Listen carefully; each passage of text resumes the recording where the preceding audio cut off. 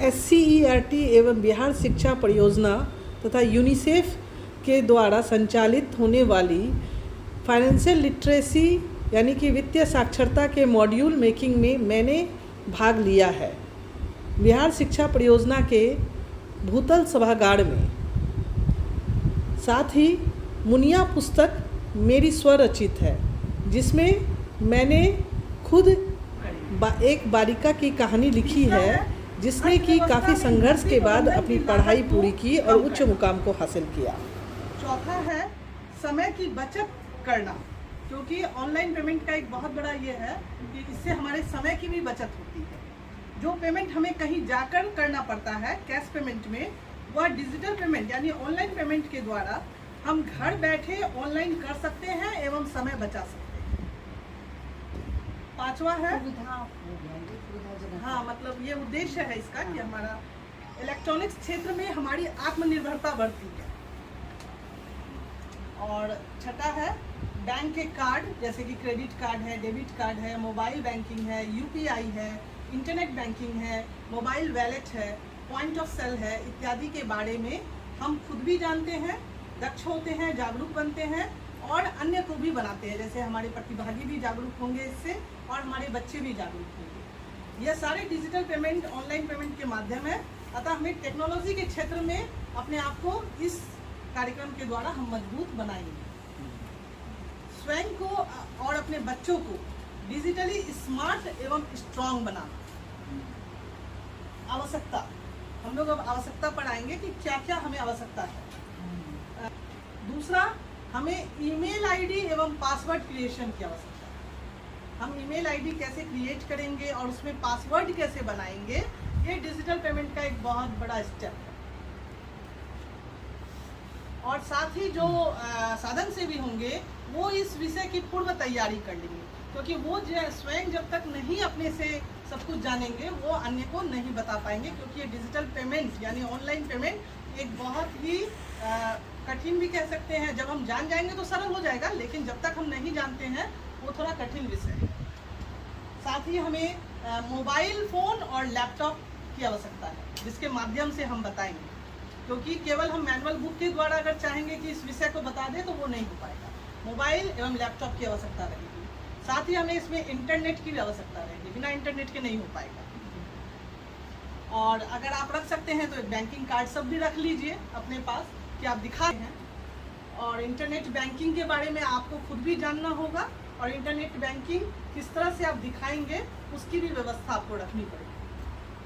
और सारी UPIs की जानकारी आपको रहनी चाहिए। लोग जो ये ट्रांजैक्शन करते हैं UPI के माध्यम से ही ज़्यादा करते हैं, तो UPI में कौन कौन सा आएगा वो हमें अब खुद भी जानकारी रखनी चाहिए, तभी हम वीडियोस के माध्यम से उनको एक्सप्लेन कर पाएंगे। ठीक है। अब साधन सेवी के लिए निर्देश में यही है कि हम प्रतिभागियों को डिजिटल पेमेंट यानी ऑनलाइन पेमेंट का उनके जीवन में घटित घटनाओं का अनुभव साझा करने के लिए कहेंगे कि आपके साथ कभी ऐसा फ्रॉड हुआ है, या आपने कैसे डिजिटल पेमेंट किया है, ऑनलाइन पेमेंट कैसे किया है, क्या प्रक्रिया है उसकी, आप कभी फ्रॉड के चक्कर में फंसे हैं या नहीं फंसे। हम एक अनुभव साझा के साथ शुरू करेंगे। वो जब उनका आएगा तो आप भी अपना देंगे, तो इनसे बहुत सारी जानकारियाँ होंगी। साथ ही डिजिटल पेमेंट के पहलुओं के बारे में उसके बाद हम बताएंगे कि क्या क्या होता है, कैसे होता है। डिजिटल पेमेंट के वीडियोस हम दिखाएंगे, तो वीडियोस हैं बहुत सारे, हम उनको दिखाएंगे कि इस माध्यम से, इस प्रकार से आप इनको डिजिटल पेमेंट कर सकते हैं। मोबाइल के माध्यम से या लैपटॉप के माध्यम से UPI, credit card, debit card इत्यादि का हम परिचय देंगे, जो कि वीडियोस में है। हम उनको परिचय देंगे कि ये क्रेडिट कार्ड है, ये डेबिट कार्ड है, और इस तरह से करके हम उसके बारे में भी एक्सप्लेन करेंगे और जानकारी देंगे। उसके बाद हम एक एक्टिविटी करवा सकते हैं, ग्रुप बनाकर यूज़र नेम किस तरह से बनाना है, पासवर्ड किस तरह से सेट करना है। UPI के द्वारा अगर ट्रांजैक्शन तो नहीं दिखा सकते हैं क्योंकि वो फ्रॉड वाला में भी आ जाता है, तो हम लोग उनको बता सकते हैं। एक ग्रुप के माध्यम से वो लोग अपना शो कर सकते हैं कि इस तरह से हम लोग पासवर्ड क्रिएट करेंगे, यूज़र ID क्रिएट करेंगे और हम लोग पेमेंट की प्रक्रिया को करेंगे। फ्रॉड बैंकिंग के बारे में प्रतिभागियों के साथ अनुभव साझा करेंगे और उनसे संबंधित वीडियोस दिखाएंगे। यही है। और इसका प्रतिफल, सत्र का प्रतिफल यही है कि मोबाइल बैंकिंग एवं ऑनलाइन पेमेंट विषय पर हमारी एक समझ विकसित होती है। दूसरा, यूजर नेम आईडी एवं पासवर्ड क्रिएशन की समझ विकसित होती है। तीसरा है डिजिटल पेमेंट में फ्रॉड बैंकिंग से स्वयं को सुरक्षित रखने की समझ विकसित होती है। चौथा है डिजिटली स्वयं भी तथा अपने छात्रों को भी हम सशक्त बनाते हैं। पांचवा है डिजिटल पेमेंट के विभिन्न विकल्प की जानकारी होती है और डिजिटल बैंकिंग के दैनिक उपयोग की भी जानकारी होती है।